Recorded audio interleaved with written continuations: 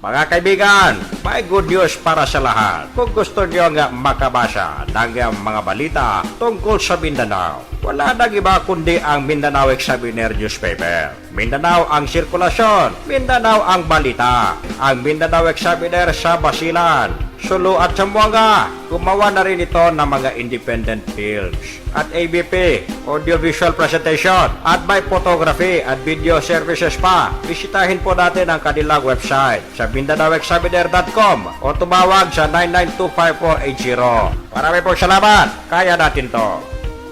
Yuhu! Wala kaming bedding! Ay, grabe. Mga kaibigan, welcome once again. Napakainit. Ang tindi. Wala tayong bedding. Pero welcome sa inyong programa. Ang Radyo Mindanao. Dito lamang mga kaibigan sa DXXX RPN sa Zamboanga City. Kung sana'y napapakinggan tayo sa malaking bahagi ng Mindanao. Kaya naman pala, may naggalaw na naman ng aming bedding sa skino. Ito po nyo, balingkod, Alcito na nagbabalik. Hello, howdy, maayong hundo ka ninyong tanan mga kaigsunan. Kumusta kamo karong adlaw? Medyo init ang panahon mga diha, pero ang adong panganong muragdag ang pikas kalibutan mga kaigsunan. Basig diyan sa bukid, ulan na, no? But anyway, asa mo magkaroon, naamo diha sa inyong balay, sa inyong tugaran, sa bukid, sa laodman, o asang nabi sa opisina man, mayong udto kaninyong tanan, o welcome sa atong tulumanon, kining Radyo Mindanao, kanilang gyapon ng inyong gisuon, si Abdel Disa, mayong udto. Ay, daghang salamat sa imo, bay. Ay, napakainit sa labas, grabe. Pero mga kaibigan, ingat tayo mamaya, may ulan. Sabi ng Weather Bureau, rain is in the forecast. Ibig sabihin nun, magkakaroon ng ulan. Alam nyo, pag mainit, talagang may ulan. Kasi nag-evaporate yung tubig. At napupunta sa ating mga ulap. Sa tindi ng init, siguradong may ulan.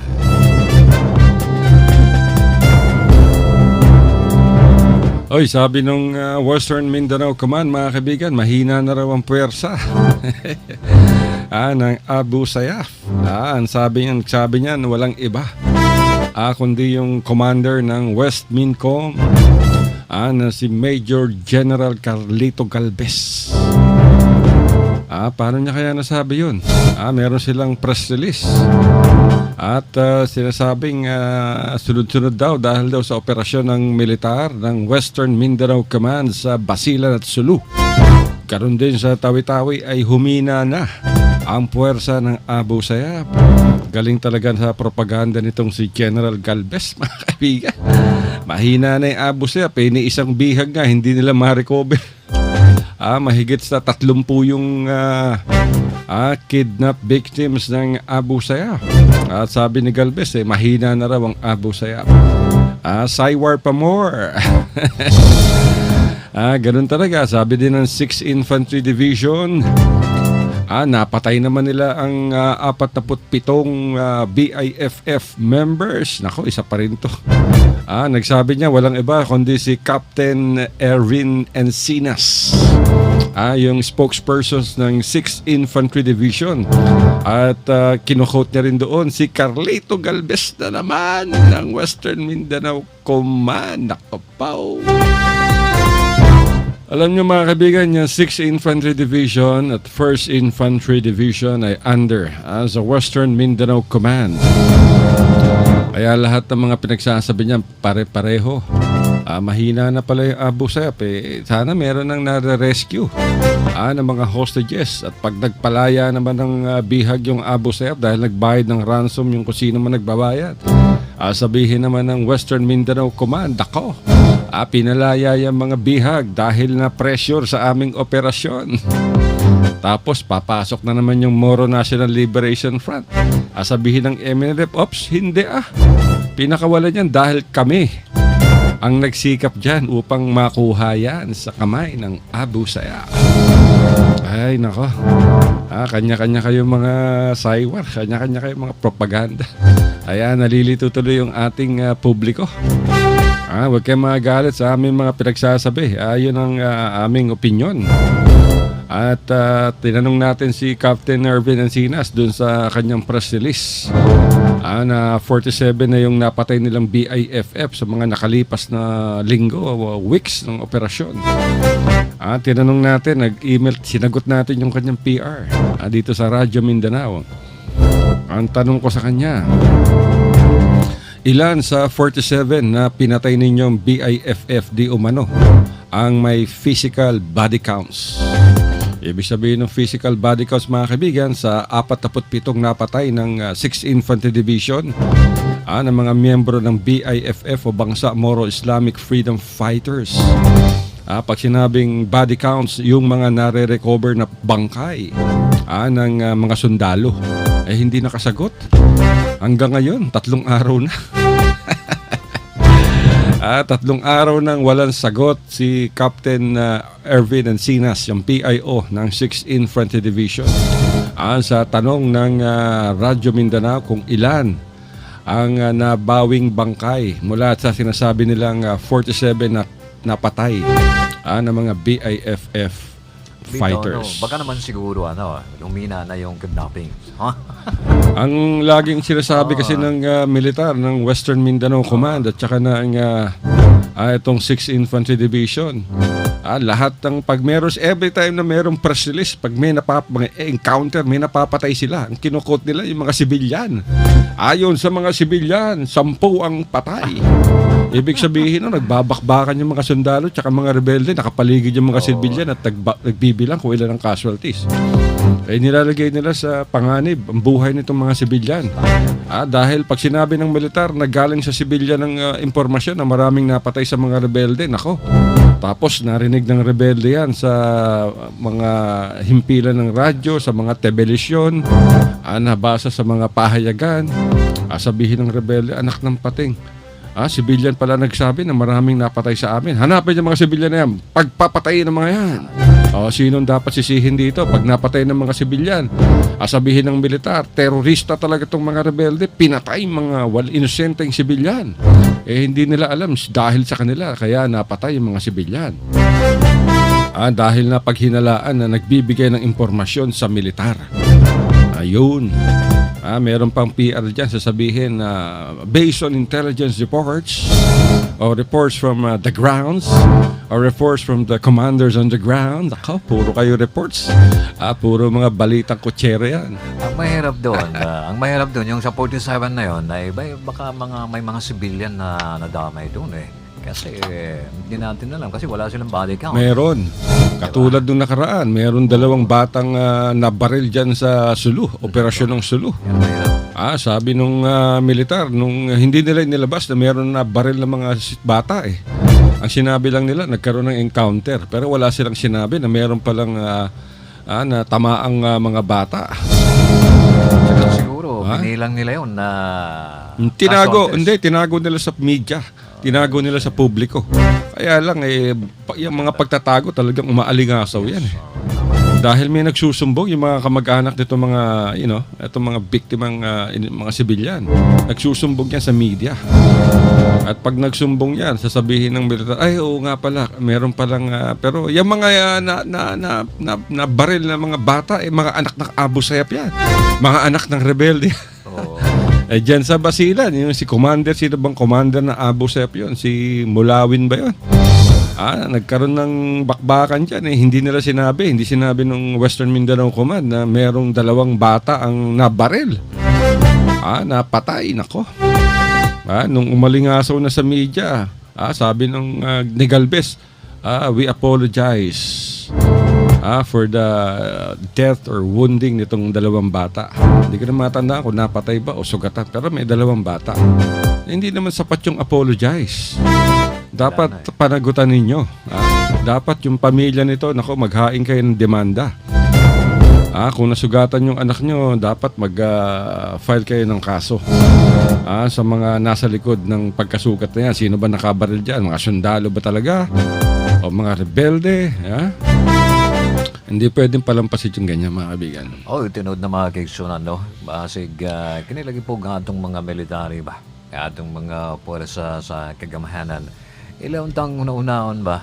Ingon sila nga, oy, gumikan sa suporta sa mga civilian nga gitudlo nila, ilang gitudlo sa mua, o asa dapit ng mga abusayap, asa dapit ng mga rebelde, o sa kusog po sa among puwersa, maong nakita namo ang ilang kuta, nakita namo sila, mga nga daghan kaya nga last, daghan kaya nga matay sila. Unya, napaingon nga kami na daghan na napatay namo nga mga busayap. Gikan asa naman nakuha na nga mong impormasyon gikan sa mga sibilyan. So kinsa may alaot diya mga kaigsunan, di ba? Kay ingon unta nga dili na lang unta ingon nila atong gikan sa among source, gikan sa mga sibilyan nga nakita namo ang kuta dito, ang kampo dito sa mga busayap o mga rebelde dito nga dito sila sa taas bukid. Kay kung dili gumikan sa mga sibilyan, dili na mo na sila makitaan, dili na mo na sila ma-encounter, masakpan na ng mga busaya, ng mga rebelde diya. So kami nagpasalamat sa mga sibilyan nga mitudlo sa nga misuporta sa mua. Unta dili na lang inato ba kay wa sila nagkahuna-una nga pananglit unsahay masuko ng mga rebelde, masuko ng mga busayap. Kamo day magtug-an sa mga military. Kamu di ay nga siging masuporta sa mga ningon silang cooperation gikan sa mga sibilyan mao nga nasikop sila. So kinsa may pahimuslan na mga kaigsunan kung dili ang kitang mga sibilyan in town, di ba? Kaluluoy po ng mga sibilyan. Unta di na lang tato nga ilang kuanon ba, dili na lang apilon ang sibilyan o galing na may mga sibilyan nga misuporta sa mga militar. Dili na lang isikreto na lang ba, dili na lang ilang na ba gumikan sa sibilyan.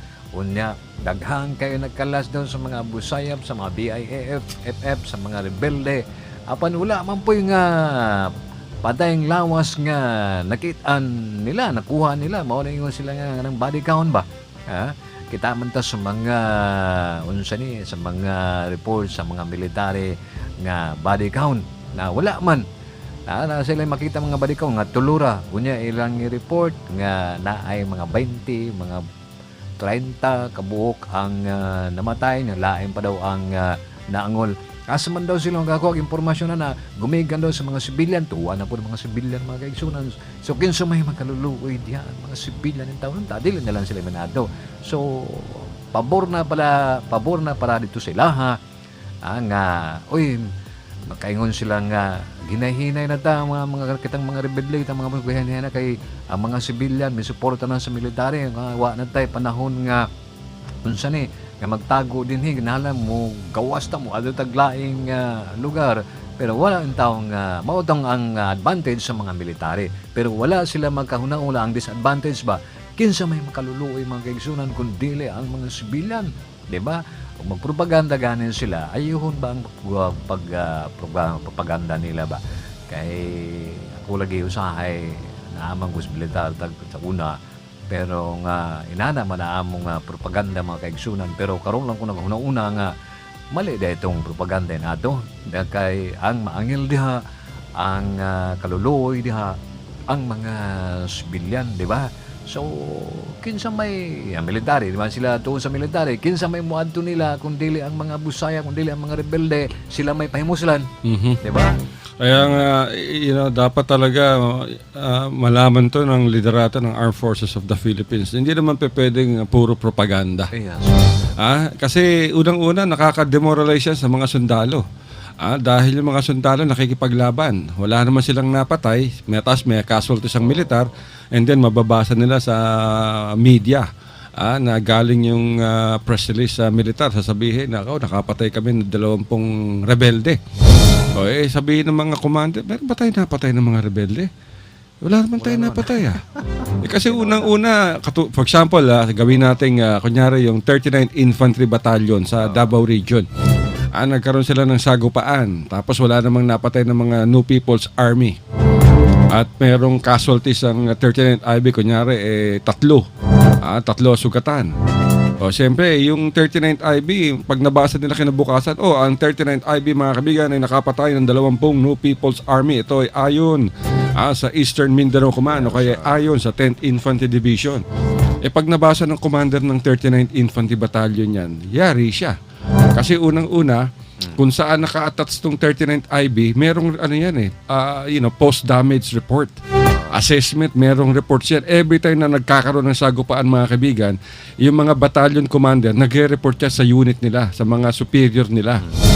Pag nabasa sa taas yan, meron bang, bakit wala sa report po na may casualties pala yung NPA? Sabihin ng commander, ng BATCOM, sir, wala naman po yung casualties. Bakit dito sabi ng Eastern Mindanao Command may casualties? Hindi po namin alam kung bakit sinabi ng Eastern Mindanao Command yan. Usually, yung 39th Infantry Battalion, naka-attach yan sa division. For that matter, sa Eastern Mindanao Command, so under dyan yung 10th Infantry Division. Tapos maglalabas ng PR yung 10th Infantry Division. Nagkaroon ng sagupaan ang 39th Infantry Battalion at New People's Army dyan sa Davao City sa Paquibato District. 3 sugatan sa mga sundalo at hindi pa mabatid kung may casualties sa kalaban. Magkaiba na kagad. Samantalang yung PR ng Isminco may 20 ang casualties. Yan ang sinasabi natin. Walang pinagkaiba ang militar sa mga rebelde. Pag yung rebelde naman nakapagsagupaan sa mga sundalo, sasabihin naman ng NPA, napatay namin sa Paquibato District ang 10 sundalo. Ayon kay Rigoberto Sanchez, tagapagsalita ng New People's Army, ang sagupaan ay naganap kahapon. Yun pala.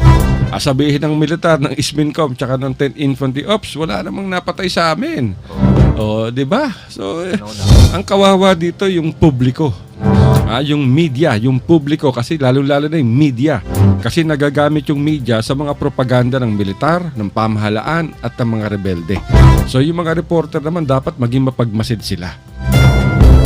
Upang malaman nila alin ang katotohanan, alin ang kasinungalingan, alin ang propaganda. Upang maihatid yung tamang balita sa publiko. Yan ang importante, mga kaibigan. Hindi naman pwede yung reporter ka kung ano binigay sa'yo, sulat mo kagad nang wala kang verifikasyon. Hindi dahil galing sa militar o hindi dahil galing sa pamahalaan, lahat ng sinasabi nila ay tama, totoo. Di ba? Kailangan tignan mo maigi. Hindi yung kukopyahin mo na kagad. Period lang ang papalitan mo. Lagyan mo na kagad ang pangalan mo. Balita mo na. Para lang kumita ka sa yung pinagtatrabahuhan mo. Pati yung PR, copy-paste. Lalagyan mo ng pangalan, by Nino Carandang. Ayun pala, original yun. By 10th Infantry Division. In toto yun. Diyari ka. Ang tawag dyan, sunog. Kaya kailangan ingat sa ibang bansa, lalo sa Amerika. Maingat ang mga media. Kagabi, pinanonood natin, mga kaibigan, yung congressional hearing ng FBI at ng NSA, National Security Agency, tungkol dito sa wiretapping. Na inaakusahan nitong si President Donald Trump, si former US President Barack Obama, na winirtap daw yung Trump Tower. Tapos meron daw collusion si Donald Trump sa mga Russian spies.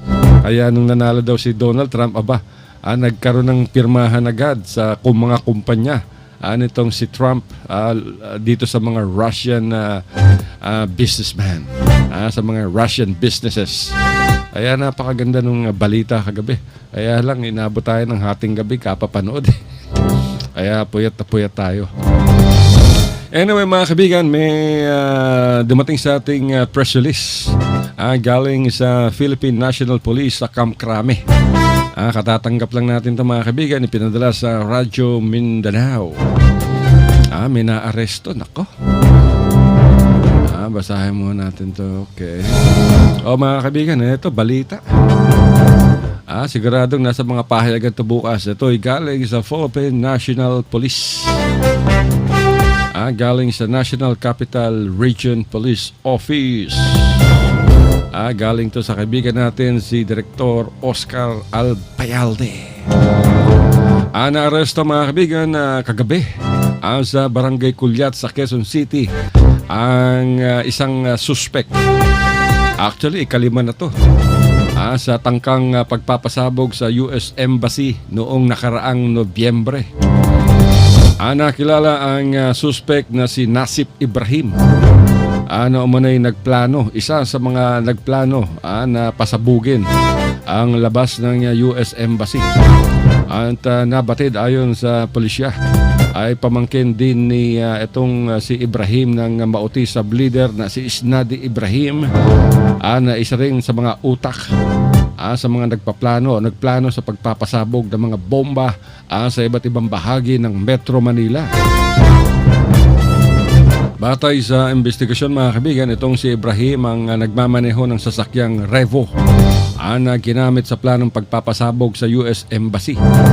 Samantala inamin naman ni NCRPO Police Director Oscar Albayalde na tukoy na rin nila ang ilang mga lugar na saang umano'y ginagawang hideout ng mga miyembro nitong Maute Group.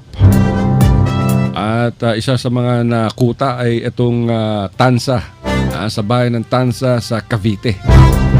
Sinabi pa ni Albayalde mga kaibigan sa Radyo Mindanao na ilan sa mga miyembro ng Maute Group ay nasa Metro Manila na.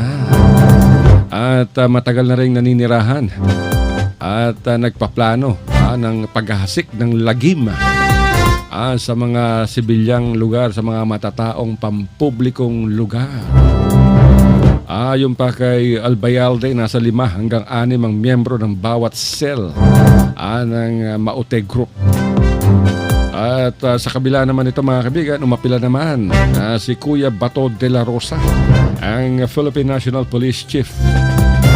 Sa publiko naging mahinahon at laging alerto at mapagmatsyag kasunod ng pagkakaaresto ng isang miyembro ng Maute. Actually, nabawi mga kaibigan yung iba't ibang armas, baril at mga submachine gun. KG-9 yata yung nakita kong litrato na pinadala ni nitong si Director Albayalde. At meron ding nakawang 60mm mortar na ready to detonate dahil assembled na yung IED o Improvised Explosive Device. Maraming salamat kay NCRPO Police Chief Oscar Albayalde. Alam nyo mga kaibigan, mahirap yung ganyan. Itong tawag ng mga otoridad dito sa Maute terorista. Ang tawag naman sa kanila ng mga Muslim ay mga jihadist na meron silang ipinaglalaban. Ay bago pala ang lahat, meron din palang nakuhang hinihinalang sachet ng shabu dito kay Ibrahim nung ito'y maaresto. Alam nyo, mahirap yung mahirap sa Maynila talaga. Hindi man direktang miyembro ng Maute yan, marami mga supporters dyan, mga sumusuporta o nakikisimpatya sa ipinaglalaban ng Maute. At hindi lamang Maute mga kaibigan, ng jihadist group sa ating bansa, marami pa yan. Marami. Siguro sa mga natatandaan ko, mga 6 pa yan. Wala pa dyan yung Abu Sayyaf at BIFF.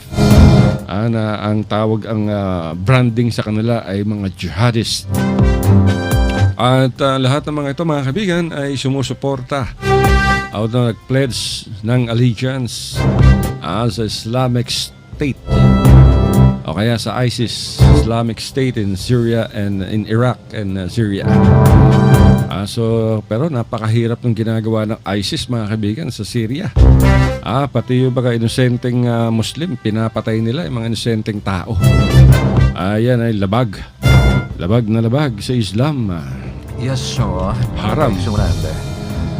Unang usahay tingalat anyway kanang mga panghitabo matud pa sa atong hepe sa kapulisan dito sa Manila mga kaigsunan nga kinahanglan nga magmatngunta may siya kining alerto ta kunya napay pud kining action nga giingon nila nga dagan ito makita ang mga tao nga murag kanang ingon nato nga lahi ang ilang kalihukan ato din nang isuplong ba ato din nang isumbong sa mga otoridad sa atong mga kapulisan aron nga kining dili nga mabiktima dili sila makapaghasik og lagim diha sa atong komunidad. Now, syempre ang atong kapulisan di man na sila moingon nga pananglit og mahadlok mo nga mo sumbong nila ay daghang mga pinaagi nga unsaon nga pag sumbong sa atong mga otoridad, di ba? Natay mga nabi daw na sila mga cellphone diha. Nabi daw sila mga unsa mga gamit nga kaya maka-report na sa ilaha bisag cellphone na atong tanawon atong atuon ang mga kining mga police station diha sa atong komunidad. Naman na sila gibutang diha sa ilang karatula ang ilang numero. Unsaon pagtawag, unsaon nga pananglit nga na ay mga unsang mga emerhensya sa atong na ay panghitabo diha sa atong komunidad. So, dada ng cellphone mo, text dahil mga kaigsunan, nung nagbana na nila, ilang verify yun, ila po nang i-balance, o tinuo pa na imong report. Pero mas maay na gina nga, tuwa din ta, mo report dahil ta, nani, nga, mo text dahil ta, nga na ay mga tao nga lahi ang naong, yung paglahi na unahong sa naong sa unggoy punaoy basig na ay tao nga bisag maot tanahon pero mayong tao napoy tao nga gwapo pero maot ang iyang una-una maot ang iyang kining trabaho mao na kada gagdahanan sa mga tao karon mga kaigsunan bisag gwapo gaya na siya pero maot pug nang batasan maot pud nang kining iyang ginahimo diha ay magpakilala sa tao asa sila naminaw mga kaigsunan. Mga kaibigan, may good news para sa lahat. Kung gusto nyo nga makabasa ng mga balita tungkol sa Mindanao, wala nang iba kundi ang Mindanao Examiner newspaper. Mindanao ang sirkulasyon, Mindanao ang balita. Ang Mindanao Examiner sa Basilan, Sulu at Zamboanga. Gumawa na rin ito ng mga independent films at ABP, audiovisual presentation at may photography at video services pa. Bisitahin po natin ang kanilang website sa MindanaoExaminer.com o tumawag sa 9925480. Marami pong salamat. Kaya natin to. RPN Radio Philippines Network Radyo Ronda Triple X Zamboanga. Member Kapisanan ng mga broadcaster ng Pilipinas. Okay mga kaigsunan, kamulang gyapon namin sa atong tulumanon ang Radyo Mindanao. Alas 2:30 na mga kaigsunan, katong mga nagdali-dali diha na sila yung mga kining doon, na sila yung mga unsa ni na sila yung mga kuan dito speakers nga barangay o asa modo alas 2:30 na mga kaigsunan. Kinilang gyapon si ang atong tulumanon, ang inyong kinaham, ang Radyo Mindanao. So, padayon sa atong murag ng istorya-istorya diri mga kaigsunan, bahin ining usahay di natin makasabot sa akin murag kita ramang parehong Pilipino pero usahay nagaway-away, usahay muaway sa atong gobyerno nga naa sila'y laing ideolohiya nga kining gusto nila nga inane ilang kuhaon ning usa kining yuta o unsa ba ang uban po niya ang ilang tumungpod nga mga kigaway magibatog sa atong kagamhanan kay dili na sila sugod sa pamalaod sa atong kagamhanan ang uban pod nga atubang sa atong kagamhanan naghimong mga kadautan kay lagi negosyo mo pud ang uban di ba negosyo kay kini laging usay kidnapping di ba o kunya ipalukat niya siya mangidnap sila mga tao nga prominente mga tao nga dato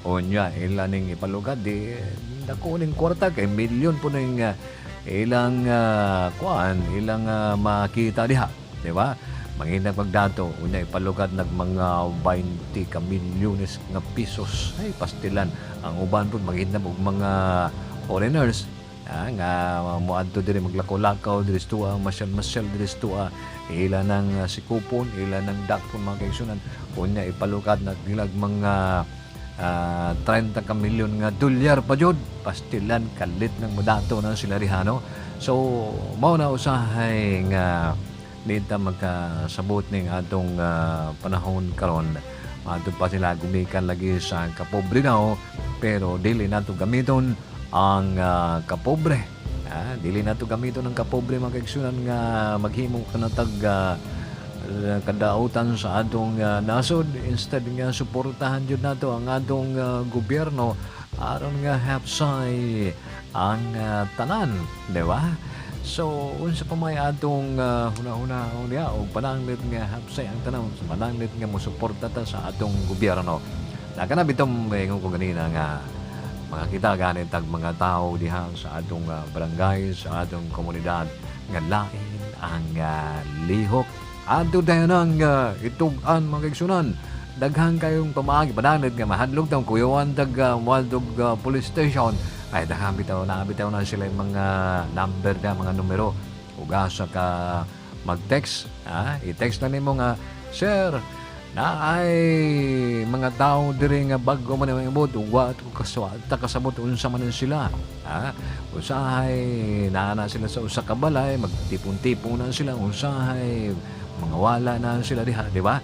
So, ang mga pulis, siyempre, una ay mga text diha, at una nila, ilan ang sutaon, ugunsa ba na sila, kinsa ba na sila, di ba? So, nanagkay usa ka responsibilidad nga nahimo sa imong komunidad. Dili kay ato na lang na silang pasagdan, nga madud pa sa Tagaw nga hindi man lang mag-angat ng kamay para pigilan, para supilin itong mga kaganapan, itong mga nangyayari sa ating paligid, mga kaigsunan, di ba? So, pananglit, o di man lang ta mo tabang sa atong gobyerno, di man lang tang mo unsa ni makakuan na sa ilaha kining makaingon or sa ba bisag sinulti na lang, bisag atong baba na lang, moingon ta nga hawa sa mo diri bayan, oy kay kining lagi di may sugot nga ang among komunidad nga mamahimog mga kuan kining usahay lagi maangil mi nian ang mga inyong ginabuhat. So mas maayo pang kanang mulakaw na lang, mangita na lang og mga lugar nga kanang dili nga mawala aning atong kalipay, ang atong mga unsa ni mga kamtangan nga diri sa moang lugar kay lagi og pananglit magpangita mo diha.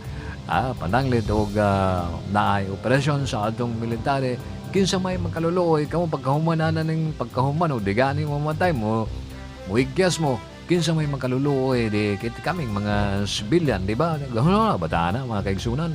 So ato nang hunahunahon ba kay lagi lisod ka ining maangil ta niining mga panghitabuag kay na unsaon man na nakagubot yan taon ang atong komunidad kay lagi ang kita po duwa po tamitabang sa atong kagamhanan. So tabangan nato, ayaw hulat nga kita tabangan sa atong kagamhanan, kita mutabang sa atong kagamhanan arong hapsay ta.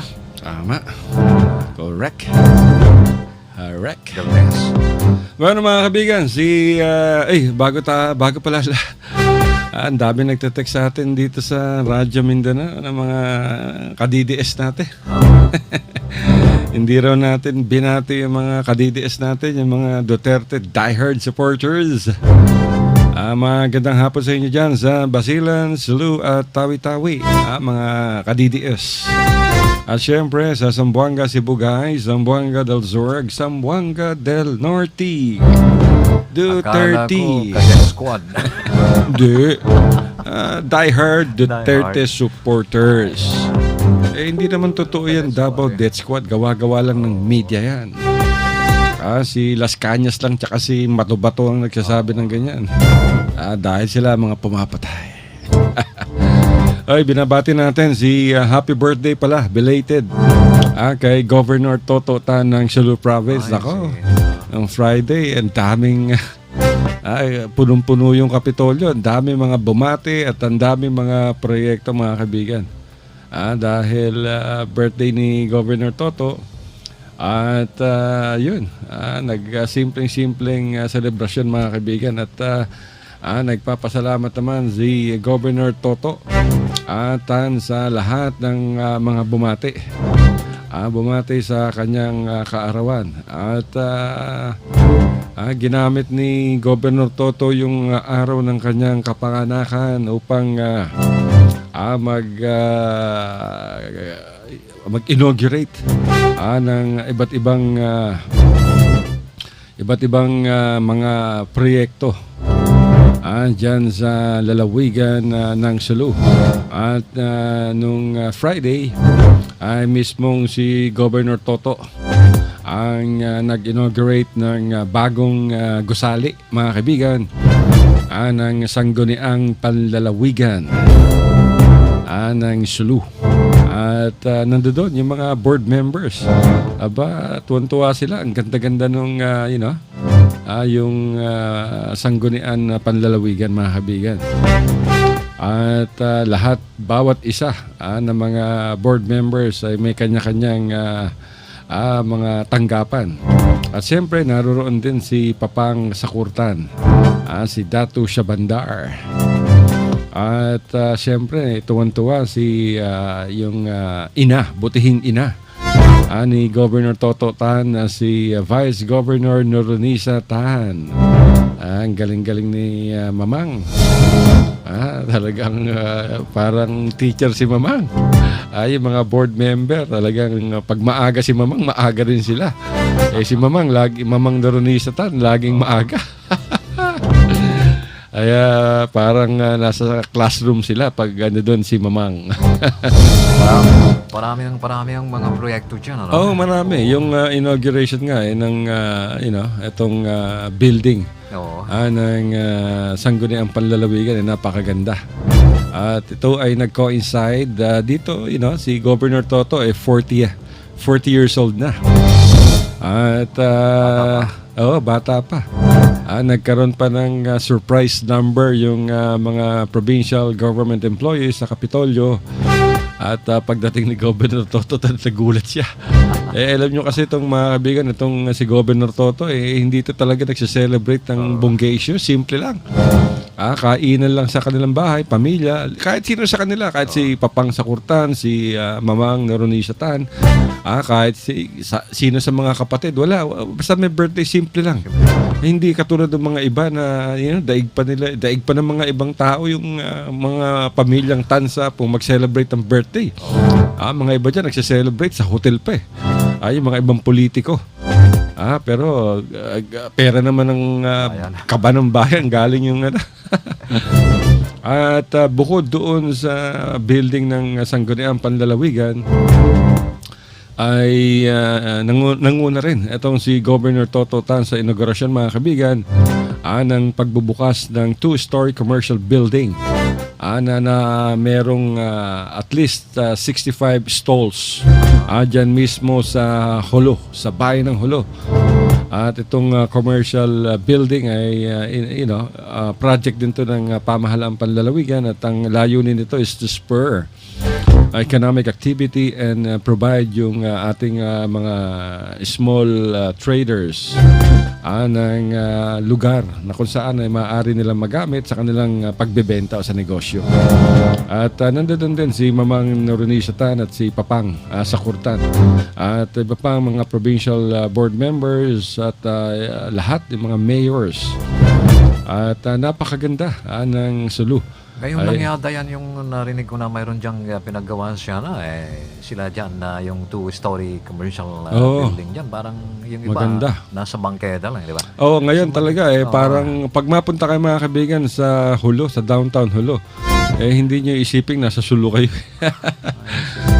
Yung mga infrastructure project na ginagawa ni Governor Toto Tan talagang very, talagang maganda, at yung impact hindi lamang sa publiko kundi maging sa ekonomiya ay talagang nadarama ng mga tausog. So congratulations. Diyan napupunta ang pera ng bayan.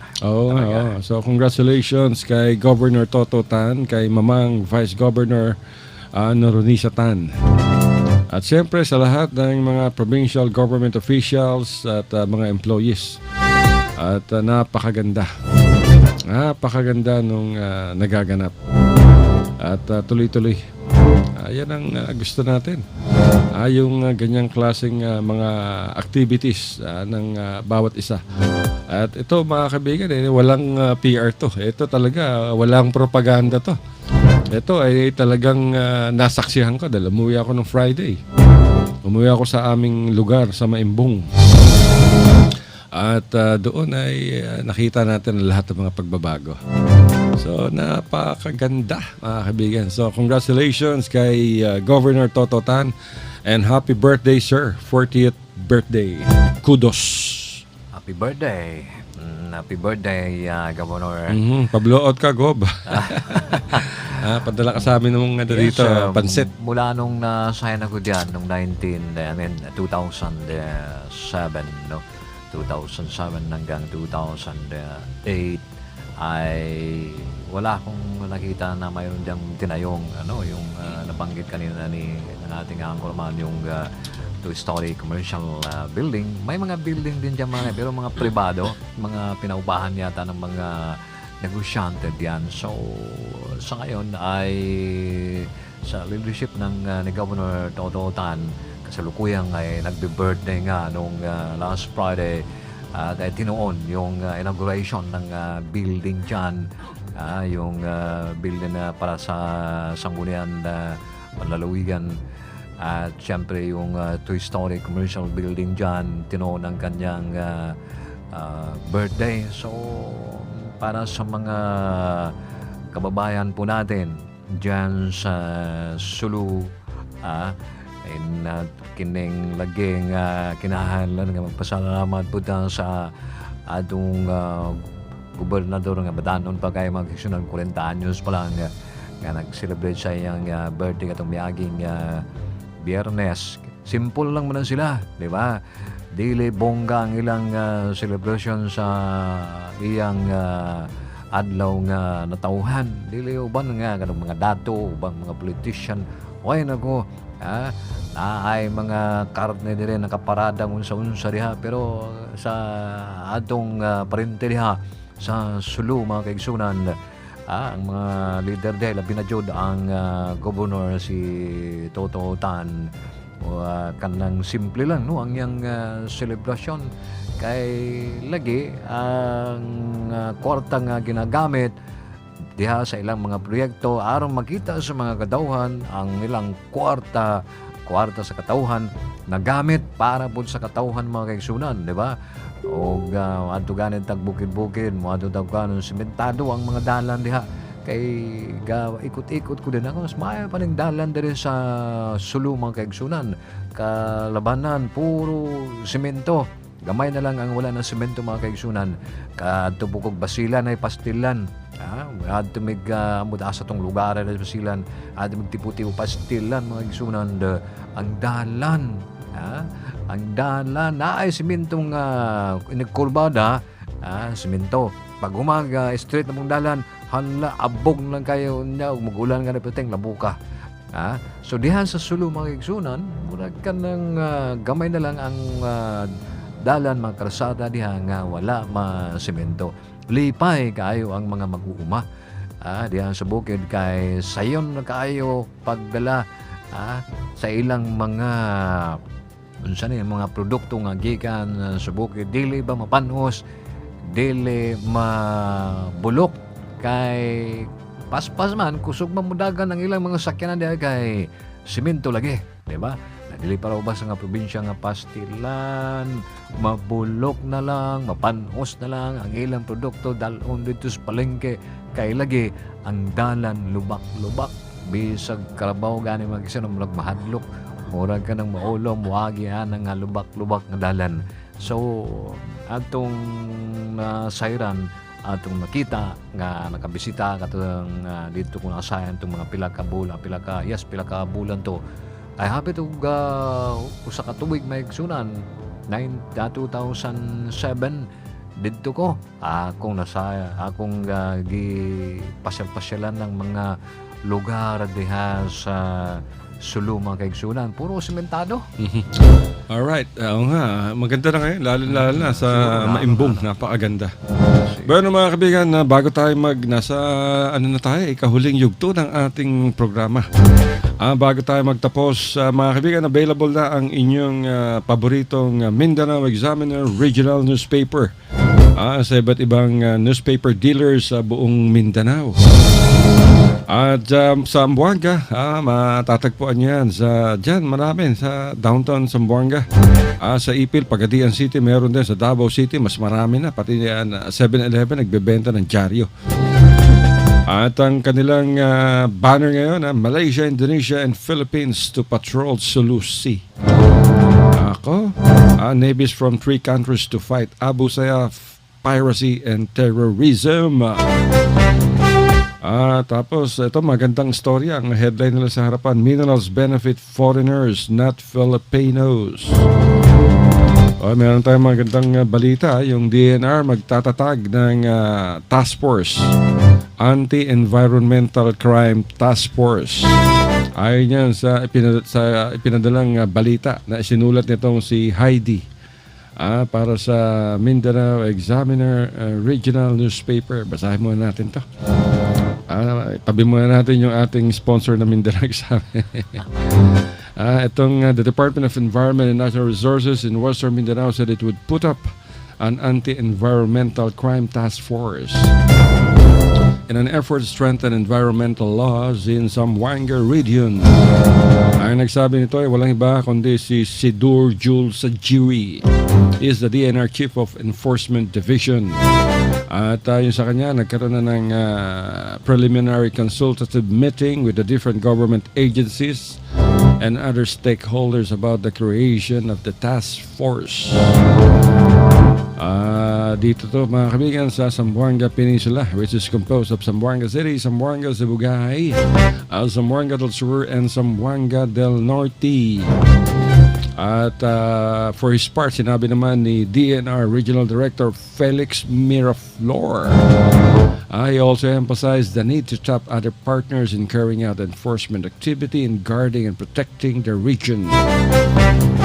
He said the task force, which will also be implemented in other parts of the country, is the brainchild of DNR Secretary Manay Gina Lopez. Itong balitang ito ay sinulat ni Heidi De Los Reyes sa MindanaoExaminer.com. Alright, balik tayo sa ating sponsor. Maganda. Na available na yung yung inyong paboritong pahayagan. At sa mga trabaho sa Amerika, bago tayo magtapos, yung ProWorks USA mga kaibigan ay naghahanap ng mga teachers, assistant teachers at medical technologies. Yung mga teachers ay kailangan sa lahat ng subjects, lalong-lalo na sa math, science at special education. Pero lahat ng mga subjects at sa grade levels kailangan din nila ng ProWorks USA. Maaari kayong bumisita sa kanilang website www.proworks.us. Yung spelling ng ProWorks is WORX. Ulitin natin, WORX. www.proworks.us. Yung pro is PRO. O kaya bumili kayo ng Mindanao Examiner Regional Newspaper upang mabasa ninyo at kung sino ang inyong dapat sulatan o i-kontakin.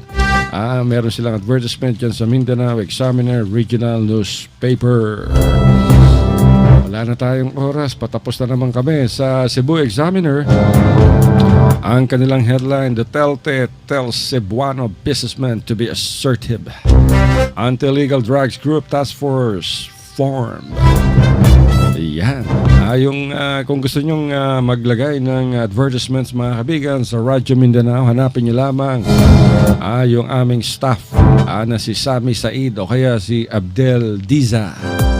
Pumunta lamang kayo sa Radyo Mindanao, sa DXXX RPN Zamboanga, o kaya ay makipag-ugnayan kayo sa aming sponsor sa Mindanao Examiner Regional Newspaper. Editor yung aming si Abdel Diza dyan. Brother, wala na tayong oras. Ay, mga kaigsunan, lami pa akong dito paminahon. Sige, pwede ka pa magsalita. Bigyan kita 3 minuto, batiin mo ng gustong batiin. Ay, dihan supayo mga kaigsunan, kung yutang natauhan, ng atong mga kaparintihan diya, mga Jimlanes family, mga Jones family, mga Devin Villagracia family, mga saluan, family, tanan-tanan na. Maayong hapon kaninyong tanan diha. Sige silang paminaw sa atong tulumanon, Sir Al. So, kinilang gihapon si Abdel di sa manamilit na o maayong hapon kaninyong tanan, mga kaigsunan. Alright, maraming salamat sa imo, brother. Pero mga kaibigan, hanggang sa... Ay, hinihingal pa rin ako. Napakainit talaga sa labas. Maging sa studio, mga kaibigan, napakainit. Pero wala na tayong oras. At meron pa tayong dalawang tugtugin na nire-request ng ating mga ka-DDS dyan sa Zamboanga del Norte. Oy, nalimutan natin batiin yung ating mga nakikinig dyan sa Davao City. At marami nakikinig dyan. Nandun din yung ating Bureau Chief si Malu Cablinda. Hanggang sa susunod na bukas, mga kaibigan, good afternoon sa ating lahat. Isang mainit na hapon sa mga ka-DDS, Duterte diehard supporters. Good afternoon.